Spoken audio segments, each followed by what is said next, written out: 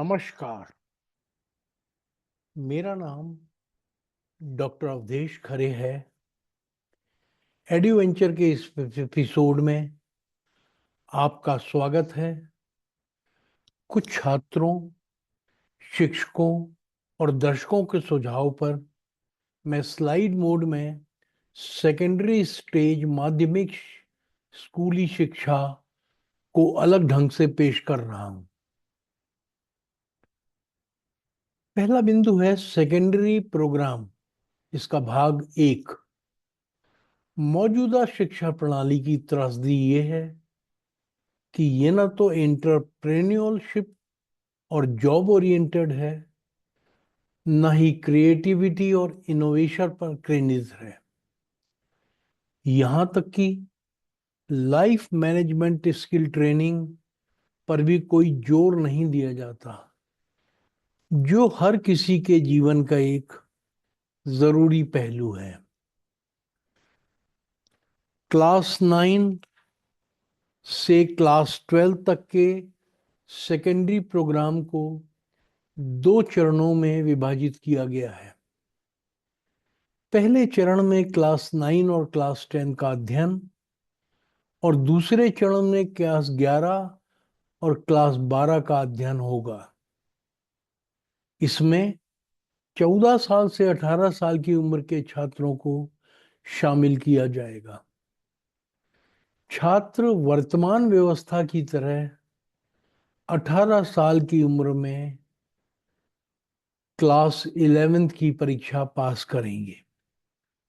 इस प्रकार 12th पास करने की उम्र 18 साल अभी भी है।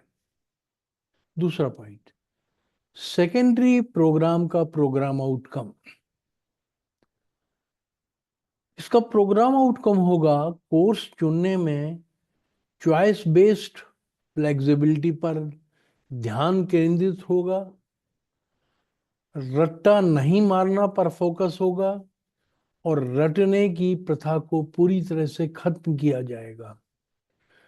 Project based learning, inquiry based learning और सेल्फ लर्निंग शुरू करने पर फोकस होगा। तीसरा बिंदु, इस चरण की शिक्षा का फोकस क्या होगा? सेकेंडरी प्रोग्राम में शिक्षा का फोकस निम्नलिखित कौशल के विकास पर होगा: artificial intelligence, design thinking, holistic health, organic living, environment education, global citizenship education आदि सभी स्तरों पर छात्रों में विकसित करने के लिए प्रासंगिक चरणों में इन्हें शामिल किया जाएगा। एक्सपीरियंशियल लर्निंग, कौशल विकास, ज्ञान वृद्धि, स्पोर्ट्स और स्पोर्ट्स इंटीग्रेटेड एजुकेशन शिक्षार्थियों के बीच इनोवेटिव क्षमता, क्रिटिकल थिंकिंग पर ध्यान केंद्रित किया जाएगा। चौथा पॉइंट है, अब प्रोग्राम स्ट्रक्चर कैसा होगा? प्रत्येक विषय में सिलेबस को उसके मुख्य अनिवार्य तत्वों तक ही सीमित किया जाएगा और सिलेबस करीब 40 से 50% तक कम कर दिया जाएगा, जिससे कि स्टूडेंट्स क्षेत्रीय भाषा में या भारतीय भाषा में inquiry based, discovery based, group discussion based और एनालिसिस बेस्ड सीखने के तरीकों को इस्तेमाल करना सीख सकें। साइंस, आर्ट्स, कॉमर्स और ह्यूमैनिटीज जैसी कोई निश्चित स्ट्रीम नहीं होगी। आवश्यक विषयों, व्यावसायिक कौशलों, तकनीकी कौशलों, मूल्य और नैतिकता, वैल्यूज एंड एथिक्स का पाठचर्या में इंटीग्रेशन किया जाएगा। शारीरिक शिक्षा, कला और शिल्प, हॉबी कोर्सेस, प्रोफेशनल स्किल्स सहित विकल्पों में गाइडेड फ्लेक्सिबिलिटी के माध्यम से छात्रों को सशक्त बनाया जाएगा। फैकल्टी मेंटर या छात्र मेंटर का प्रावधान होगा, जिनके मार्गदर्शन में विषयों को चुनने में सहायता प्रदान की जाएगी। केवल 1 या 2 बोर्ड परीक्षाएं आयोजित की जाएंगी। इससे माता पिता और बच्चों को बेवजह दबाव से राहत मिलेगा। 4 वर्षीय सेकेंडरी कार्यक्रम में सेमेस्टर सिस्टम हो सकता है। विषयों को छोटे छोटे मॉड्यूल्स में डिलीवर किया जाएगा। 5वां है फ्लेक्सिबिलिटी या लचीलापन। हर साल विषयों और कोर्स का व्यापक विकल्प उपलब्ध कराया जाएगा। बहुत लार्ज अल्टरनेटिव्स होंगे बच्चों के लिए। ये सेकेंडरी स्कूल शिक्षा की नई और खास पहचान होगी। छात्र को उसकी रुचि और कैरियर विकल्प के आधार पर विषय चुनने की स्वतंत्रता दी जाएगी। छात्रों को पढ़ने में विषयों में ज्यादा फ्लेक्सिबिलिटी और कई ऑप्शन दिए जाएंगे। जरूरी विषयों के अलावा, कंपलसरी कोर्सेज के अलावा व्यावसायिक कोर्सेज, तकनीकी कौशल, मूल्य और नैतिकता, जीवन कौशल की सब्जेक्ट्स की बास्केट होंगी, जिनमें से छात्र अपने इच्छित विषय चुन सकते हैं। इससे वे अपनी पढ़ाई और जीवन की योजना खुद बना सकेंगे। सभी चरणों में एक्सपीरियंशियल लर्निंग को अपनाया जाएगा, जिसमें हैंड्स ऑन लर्निंग, कहानी सुनाने पर आधारित शिक्षण पद्धति और अन्य गतिविधियां भी शामिल हैं। हर विषय में मानक शिक्षण पद्धति स्टैंडर्ड पेडागोगी के रूप में ये होगा। विभिन्न विषयों के बीच में आपसी संबंधों की खोज भी की जाएगी। ये इंटरकनेक्टेड होंगे विभिन्न विषय। पाठ्यक्रम या पाठ्येतर या सह पाठ्यक्रम या कला या मानविकी या विज्ञान या व्यावसायिक या शैक्षणिक धाराओं के बीच कोई कठोर अलगाव नहीं होगा। स्ट्रिक्ट डिफरेंशिएशन नहीं होगा। वर्तमान चरण में छात्रों को एक विदेशी भाषा भी पढ़नी होगी और उसको वो स्वयं चुनेंगे।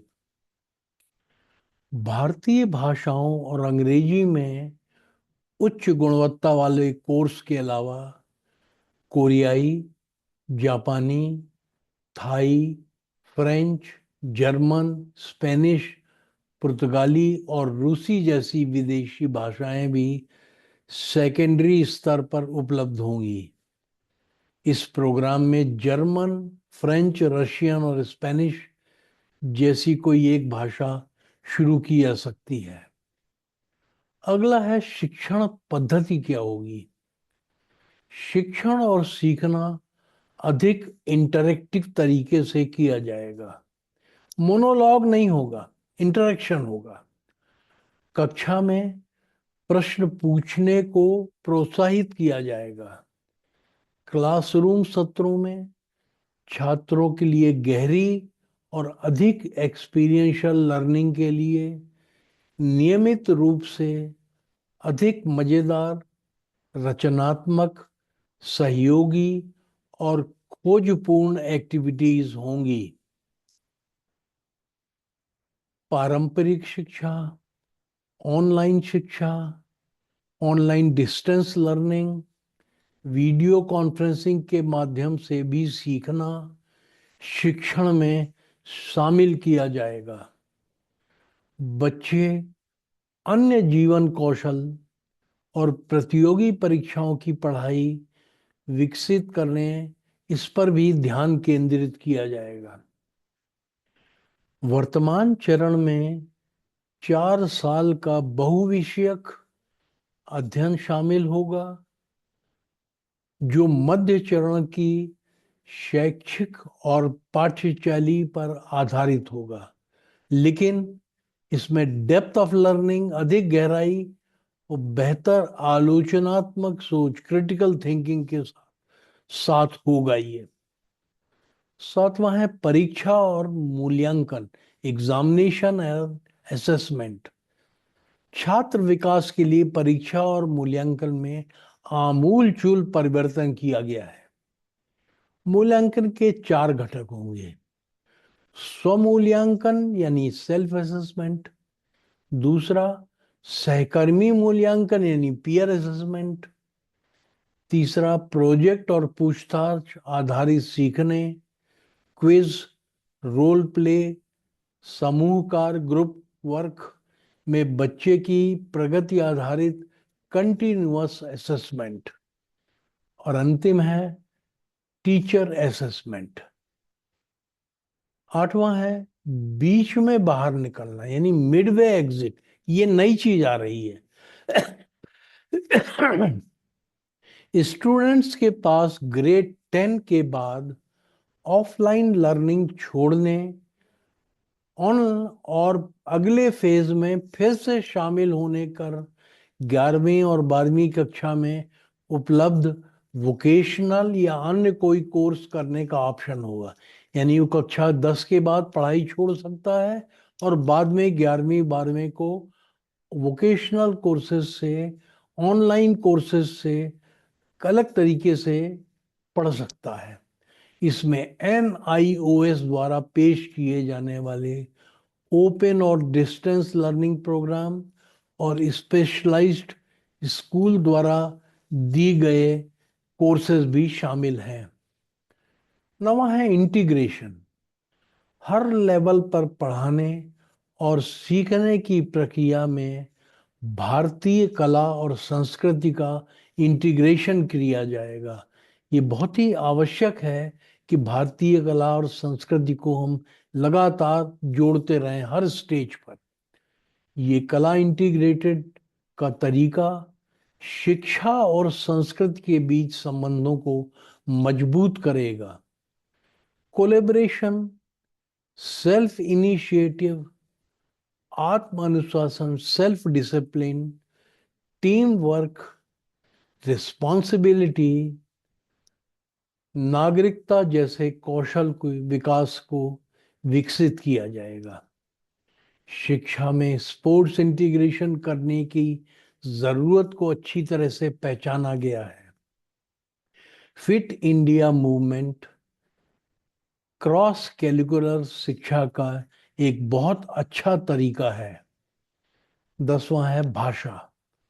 भाषा की शक्ति को पहचानते हुए देश भर में सभी क्षेत्रीय भाषाओं में बड़ी संख्या में भाषा शिक्षकों में निवेश किया जाएगा। 3 भाषा फार्मूला, 3 लैंग्वेज फॉर्मूला अपनाया जाएगा। संवैधानिक प्रावधान के अंतर्गत यह लोगों, क्षेत्रों और संघ की भावना के एस्पिरेशन के अनुरूप होगा। मल्टीलिंग्विज्म को बढ़ावा देने के साथ साथ ये राष्ट्रीय एकता के हित में भी होगा। लैटिन और ग्रीक दोनों को मिलाकर भी संस्कृत में ज्यादा क्लासिकल साहित्य उपलब्ध है। हमारी संस्कृत बहुत ही समृद्ध भाषा रही है प्राचीन काल में।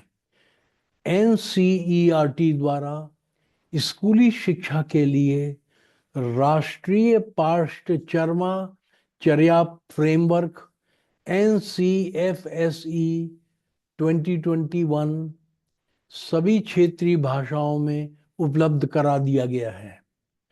इसमें गणित, दर्शन, व्याकरण, संगीत, राजनीति, चिकित्सा, वास्तुकला, धातु विज्ञान, नाटक, कविता, कहानी सुनाना और भी बहुत कुछ, जिसे संस्कृत ज्ञान प्रणाली के नाम से जाना जाता है, शामिल है। इसका हम उपयोग करेंगे। इस प्रकार संस्कृत को स्कूल और उच्च शिक्षा के सभी स्तरों पर स्टूडेंट्स के लिए एक महत्वपूर्ण और समृद्ध विकल्प के रूप में पेश किया जाएगा। 3 भाषा फार्मूला में ये एक विकल्प के रूप में शामिल होगा। फाउंडेशन और मिडिल स्कूल लेवल पर संस्कृत की पाठ्य पुस्तकें सरल मानक संस्कृत, सिंपल स्टैंडर्ड संस्कृत में लिखी जा रही हैं। अब हम प्राचीन काल में कुछ कहानियों की चर्चा करते हैं। एकलव्य गुरु द्रोण के आश्रम में शामिल होना चाहता था। वो केवल गुरु द्रोण से तीरंदाजी का प्रशिक्षण प्राप्त करने के लिए बेताब था, लेकिन उसे गुरु द्रोण के गुरुकुल में औपचारिक प्रवेश नहीं मिल पाया क्योंकि वो राजकुमार नहीं था। फिर उसने छिपकर केवल गुरु द्रोण की वचन को सुनकर, लेक्चर्स को सुनकर तीरंदाजी की सल कला सीखी और स्वयं में प्रैक्टिस की। बाद में वो एक शीर्ष श्रेणी का तीरंदाज बन गया। इस प्रकार हम कह सकते हैं कि शायद इतिहास में सबसे शुरुआती ऑनलाइन स्टूडेंट्स में एकलव्य एक था। अनकन्वेंशनल एजुकेशन का एक और उदाहरण महाराजा धृतराष्ट्र का है, जो अंधे थे और स्वयं कुछ भी नहीं देख सकते थे। उनका एक सहायक संजय था, जिसे वरदान मिला था कि वो दूर हो रही घटनाओं को भी देख सकता था। पूरे महाभारत युद्ध को महाराज धृतराष्ट्र ने संजय की आंखों से वस्तुतः देखा था। इस प्रकार वीडियो कॉन्फ्रेंसिंग के समान सीखने की एक अवधारणा प्राचीन भारत में भी मौजूद थी और वास्तव में इसका अभ्यास भी किया गया था। मैं इस एपिसोड को यहीं पर समाप्त कर रहा हूं। प्रोग्राम में हिस्सा लेने के लिए सभी दर्शकों को धन्यवाद। हम हर मंगलवार को एड्यूवेंचर जारी रखेंगे और अगले मंगलवार को एजुकेशन से संबंधित किसी और टॉपिक पर चर्चा करेंगे। नमस्कार, धन्यवाद, जय हिंद। और हाँ, मैं आपको याद दिला दूं कि एड्यूवेंचर का एक एपिसोड हर मंगलवार को प्रस्तुत किया जाता है, इसलिए अगला एपिसोड भी अगले मंगल को आएगा। धन्यवाद।